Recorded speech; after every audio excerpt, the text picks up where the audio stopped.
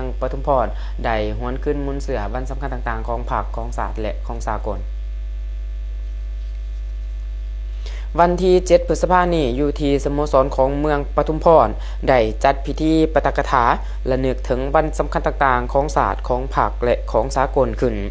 โดยมีสหายแก้วตาญวงศาห้องเลขาคณะบริหารงานภาคเมืองประธานองค์การกวดกาภาคลัดเมืองให้เกียรติเป็นประธานพิธีเขาร่วมมีสหายกิ่งแก้วนวพรหมห้องเลขาคณะบริหารงานภาคเมืองประธานคณะกรรมการปกครองเมืองมีบรรดาสหายคณะประจำภาคเมืองกรรมการพรรคเมืองหัวหน้าของการคณะของการกองบัญชาการปกสปกสคณะกรรมการปกครองหาตาแสงพร้อมด้วยสมาชิกพรรคและพนักงานราชการเขาร่วมในพิธีได้มีการเผยแพร่และทบทวนคืนบรรดาเหตุการณ์ที่สำคัญทางประวัติศาสตร์ก็คือวันเกิดทานเลนินวันที่22เมษายนปี1870หาวันที่22เมษายนปี2026ครบรอบ156ปีวันสร้างต่างสายพัวพันธุ์ลาวจีนครบรอบ65ปี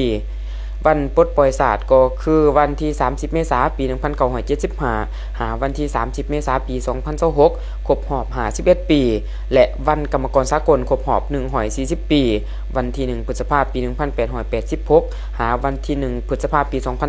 2026การจัดพิธีในครั้งนี้ถือเป็นการปลุกระดมจิตสำนึกทางด้านการเมืองแนวคิดให้แก่บรรดาสมาชิกพรรคพนักงานราชการได้เข้าใจถึงคุณค่าทางประวัติศาสตร์ของบรรดาวันสำคัญต่างๆพร้อมทั้งสืบต่อส่งเสริมจิตใจความรักศาสตร์ความสามัคคีและความรับผิดชอบในการปฏิบัติหน้าที่